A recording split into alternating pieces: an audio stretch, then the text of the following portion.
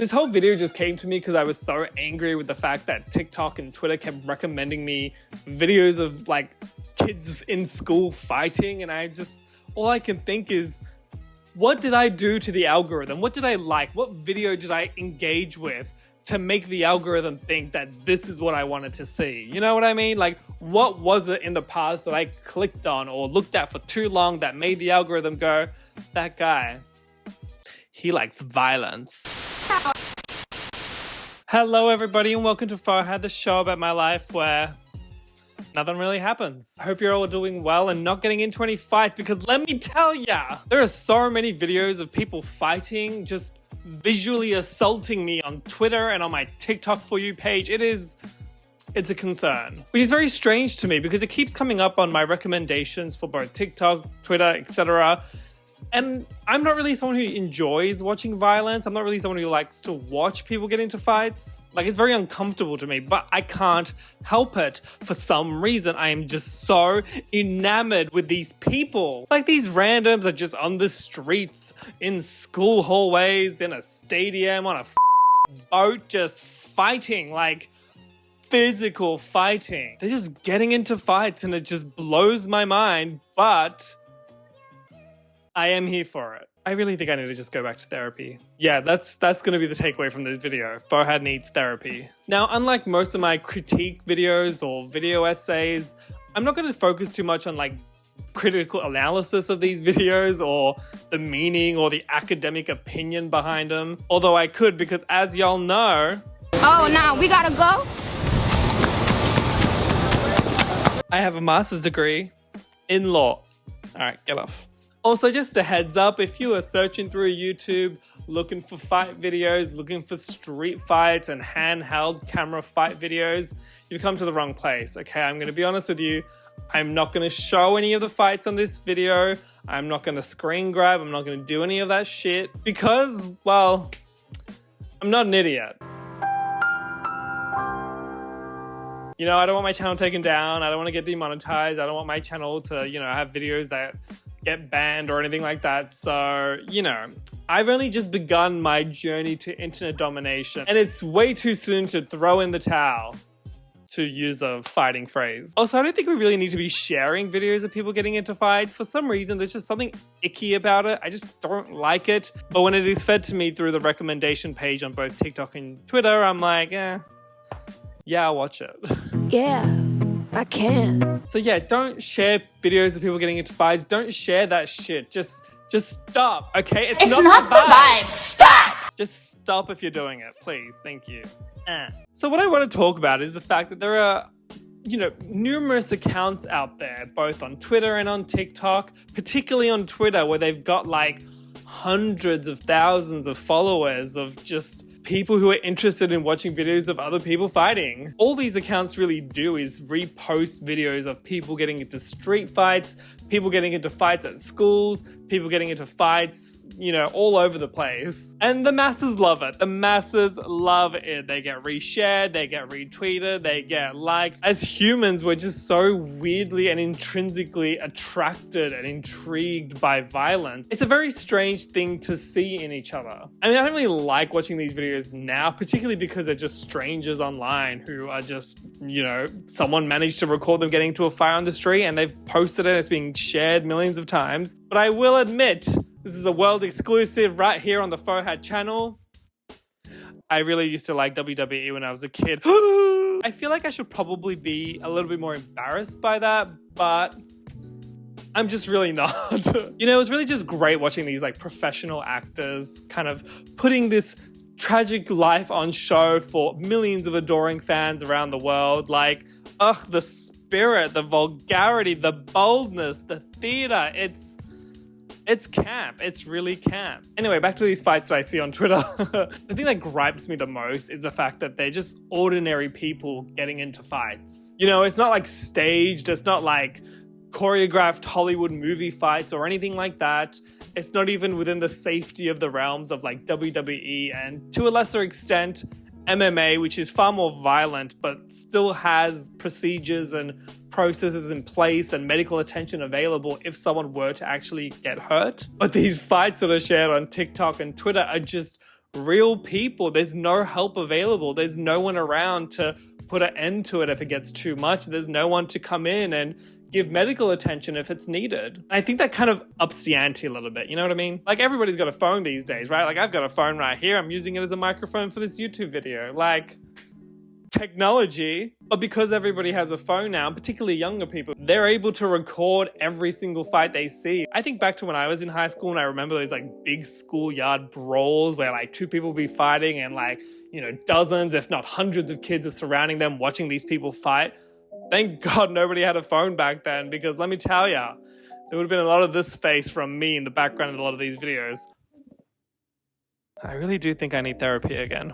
But these fight videos though, like as a viewer who just gets fed these videos of people fighting, I just get so involved, and I don't want to, but I think it's just in my nature to like want to know everything about the people in these videos. Like, I just want to know everything. Like, what's the backstory? Who initiated the fight? Who said what to who to make this fight happen? Sometimes if you're lucky, the comment section will actually have like a backstory written, so you can like watch someone fight and be like, oh, I wonder what happened here, and look at the comments, and some random person with 0 followers will be like, oh yeah, I heard that this person did this, and this person did this, and this person did this, and I'm like, what? The worst part of that is you have literally no way of verifying whether what they're saying is actually true. Like, it's like the worst parts of the internet, just believing complete strangers online. You're really just putting your faith in like a total anonymous stranger online. And let me tell ya, that's a risky game to be playing. And you know, I love backstories. I love knowing what happened when these fights take place, even though I don't like actually watching the physical fights, but I like knowing what happened. I like to think about these people. I like to think of them as people. And sometimes if I can't find, you know, the backstory or like the explanation of a fight, I just make up my own. I like to think about their lives, you know, like what is their life like? What are they like? What led them to this moment to have a fight? And how if only I was their friend and they knew me, I could have led them onto a better path so that they wouldn't get into fights. Like, I just want to befriend these troubled people. I want to help them. I want them to be better people. I want them to not get into street fights. That's a pretty nice thing to do, right? Like, I think that's a nice thing. I think I like that about myself, where I want to help people and I want them to not get into fights. I'm just a nice person who likes to see people in their best selves, right? I want to see them be their best self. And getting into a fight isn't your best self. I'm sorry, I had to say it. It's the truth. If you are someone who regularly gets into real fights, first of all, why are you watching this channel? And secondly, reevaluate some of your choices maybe. Like, maybe focus on other things. It's kind of ick, I gotta say. Getting into a physical fight, it's ick. Now, verbal fights, that I can get behind. I'm all in on verbal fights. The meaner, the better. I love them. I thrive on them. Actually, you know what? Y'all know me better than this. I'm a Cancer. I'll cry at the first sign of someone even raising their voice to me. Like, I don't like getting into real fights. I don't like getting into verbal fights. But I prefer a verbal fight over a physical fight. I'll still cry on either of them though. I mean, I just can't stand fights. I can't stand even verbal fights. I can't even stand when someone raises their voice at me. I can't fight back. All I can do is cry in front of my entire Year 9 camp group.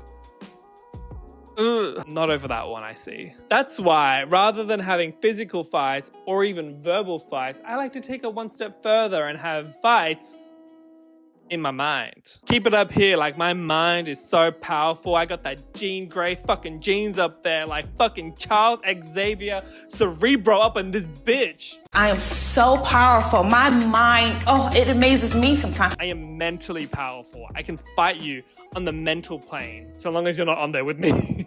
It's the perfect way to fight someone. Like, everybody wins. You could be having a fight with someone else in your head. They could be having a fight with you in their head. You both win. They didn't even have to know that you're fighting. You could just fight with them in your head and it's all good. Everyone gets their way. But there is some psychological reasoning as to why people enjoy particularly these types of fight videos online. So there was a survey at the Indiana University in Bloomington where hundreds of undergrads were asked a bunch of questions about what they like to see in terms of thrill seeking and what they like to see in terms of fights. And they found that those with more risk-seeking personalities, so people who enjoy feelings of fear, like if you like going on roller coasters and that sort of thing, those types of people derive more pleasure from watching mixed martial arts like MMA and chose to watch those types of sports more often. But it's not just the actual violence that's involved, right? Like MMA is very violent. Like if you watch any show episode, no, what do you call it? Competition, I guess. You can tell I've got no interest in sports over here. But there's a lot of blood, right? Like there's a lot of physical alterations, right? There's a lot of physical scarring. There's a lot of damage that's done. That's what draws people to MMA over something like WWE, which I'm sorry to let you all know, as a child, I found out was actually not real. Still recovering from that one, I must say. But it's not necessarily the violence that people are drawn to when it comes to actually watching other people get violent. So there was another survey conducted where they asked a bunch of people who were attending an amateur MMA event, and the survey found that it was the drama within MMA fighting that actually pulled them into the kind of sport, not the violence itself. And you know, in most sports, we know that the most that someone who's competing in that sport really has to lose is like their pride or like their team spirit or whatever.